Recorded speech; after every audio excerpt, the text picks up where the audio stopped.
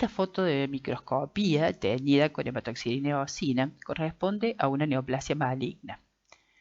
Ustedes pueden ver rasgos en las células de anaplasia. Esos rasgos son los que vimos anteriormente, o sea, hipercromatismo nuclear, núcleos prominentes, obviamente hay pleomorfismo, ni una sola célula es igual a la otra, y a algunas células tienen la mucina dentro de su citoplasma. Estas se llaman células en anillos de sello y son características de algunos tipos de adenocarcinomas.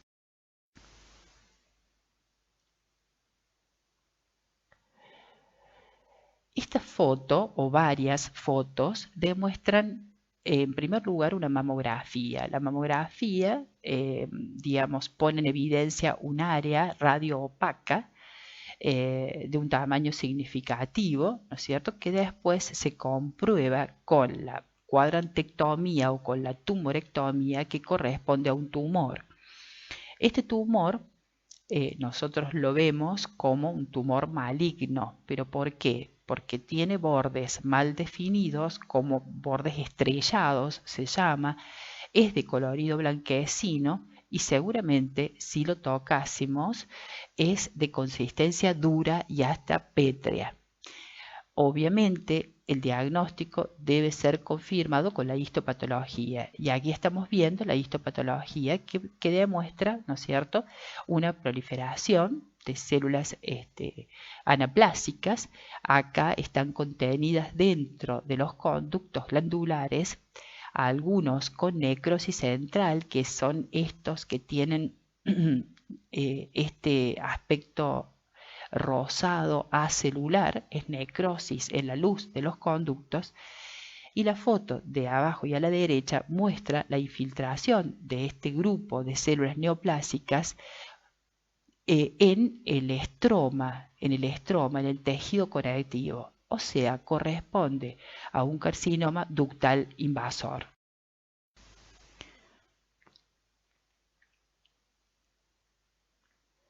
La presentación clínica de los tumores puede ser a través de varias formas, como una masa palpable en donde realmente el paciente se lo detecta. Esa masa palpable puede estar acompañada de un conjunto de síntomas y de signos que se ha dado en llamar síndrome consuntivo. Y esto hace referencia, por ejemplo, a la anemia, a la pérdida de peso, al decaimiento, que puede estar señalando, ¿no es cierto?, el avance de un tumor maligno. Como síndromes paraneoplásicos, que los vamos a describir a continuación, como un tumor funcionante igual, tumor oculto o tumor latente. Entonces vamos a ver qué significan cada uno de estos términos. Ya hemos hablado de síndrome consuntivo.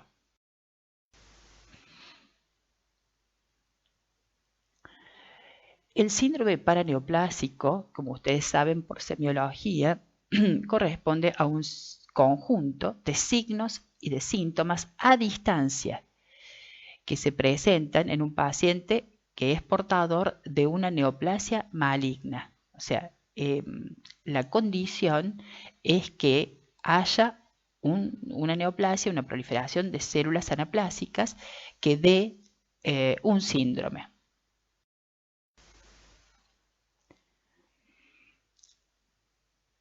Este síndrome paraneoplásico no obedece, o sea, los síntomas y signos que tiene el tumor no obedecen a la invasión local del mismo, o sea, que localmente sea invasor. Ya sabemos que son síntomas y signos a distancia, pero que no están producidos por la invasión local del tumor.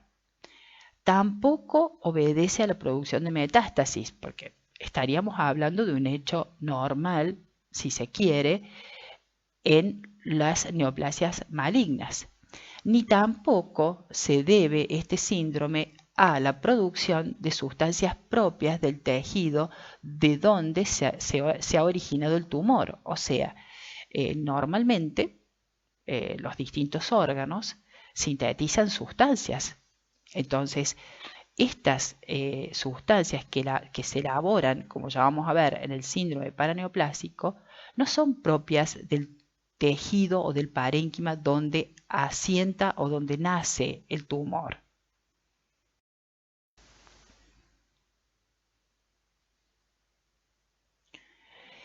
En ocasiones, este síndrome paraneoplásico está producido por sustancias ectópicas. Ectópicas quiere decir que son producidas por la neoplasia, pero no corresponden a hormonas ni sustancias propias del tejido donde se originó la neoplasia, sino a sustancias ectópicas.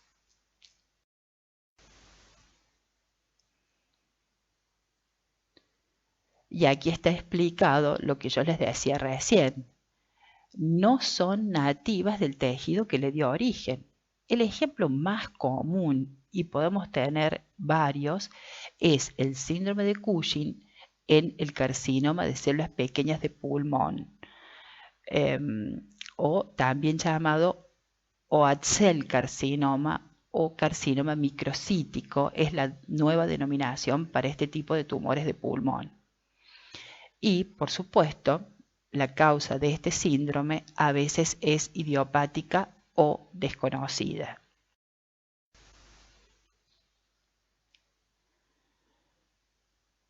Cuando uno habla de tumor funcionante, está haciendo referencia a un tumor, en este caso es un tumor que está ubicado en el área de la cola del páncreas, cerca del vaso, que es un adenoma de las células de los islotes.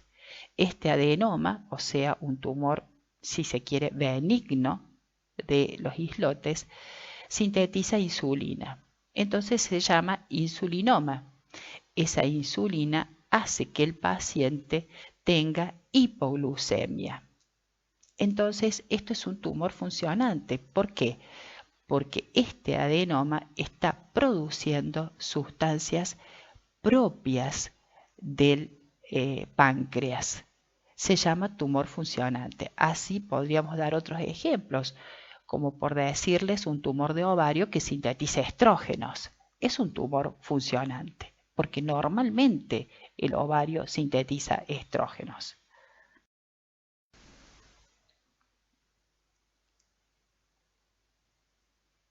Por lo tanto, esta neoplasia se caracteriza por la producción de sustancias propias, o sea, nativas del tejido que la originó. Y el ejemplo que les di recién es el de un insulinoma. Y así podríamos hablar, por ejemplo, de glucagonoma, etcétera, etcétera.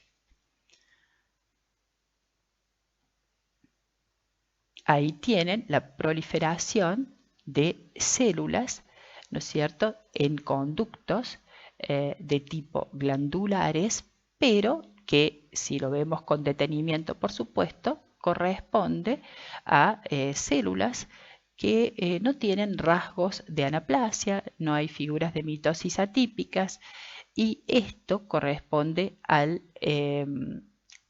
páncreas normal.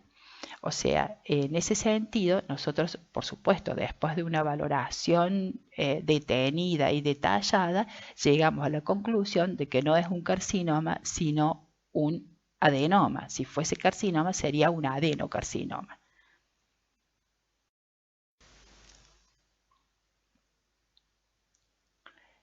Se llama tumor latente al que se encuentra de manera incidental. Por ejemplo, en un carcinoma de próstata o un carcinoma de tiroides. Incidental o incidentaloma es un hallazgo. Puede ser un hallazgo que yo lo encuentre en una biopsia, estudiando, por decirles, en la próstata, una hiperplasia nodular de próstata. La hiperplasia es redundante decirlo, pero las hiperplasias son benignas. Entonces yo estoy estudiando un material de una biopsia de próstata y de pronto encontré un tumor maligno. Eso es un incidentaloma. O, por ejemplo, estoy haciendo un estudio o realizando un estudio imagenológico al paciente y de pronto encontré un tumor. Eso es latente. O, por ejemplo, en la realización de una autopsia. El paciente, digamos, después fallece y nos solicitan la autopsia. El diagnóstico presuntivo de todos los médicos que lo atendieron era de, por ejemplo, cáncer de pulmón. Y yo lo que descubrí al hacer la autopsia es una tuberculosis miliar. Por ejemplo, digo, eso es tumor latente, lo encuentro de manera incidental. El tumor oculto es aquel que se manifiesta por sus metástasis. Por ejemplo, en un carcinoma de próstata se manifiesta por metástasis de tipo osteoblásticas en la columna vertebral. O sea, el primario todavía no apareció. Y sí aparecieron las metástasis en, por ejemplo, acá en los cuerpos vertebrales, como vamos a ver a continuación.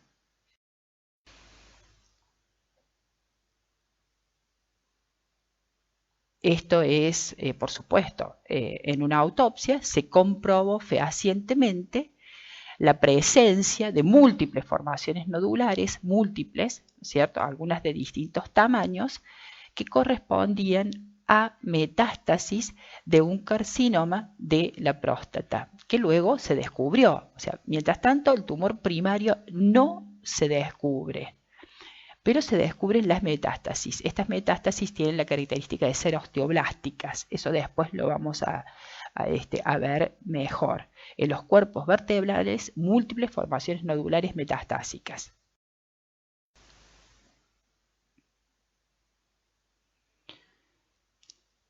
Otros tipos de tumores son los que vamos a ver más adelante y son los que reemplazan la arquitectura del ganglio linfático por una proliferación de células linfoides. Esto corresponde a un linfoma, es otro tipo de tumor.